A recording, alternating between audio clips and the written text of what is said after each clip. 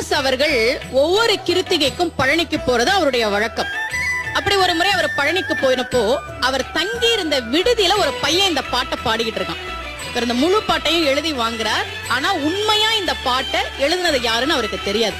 அவர் பல மேடைகள்ல பாடுறார். ரசிகர்கள் மத்தியில, முருக பக்தர்கள் மத்தியில பெரும் வரவேற்பு கிடைக்குது. ஆனா அந்த பாட்டை எழுதுனது யாருன்னு தெரியல.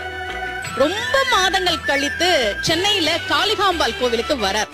அந்த கோவில்ல கல்வெட்டுல இந்த பாட்டை எழுதி வச்சு, இதை எழுதியது யாருன்னு பேரோட எழுதியிருக்காங்க. அன்னை ஆண்டவன் பிச்சி அருளியது. எழுதியவர் மரகதவல்லி என்கிற ஒரு பெண்.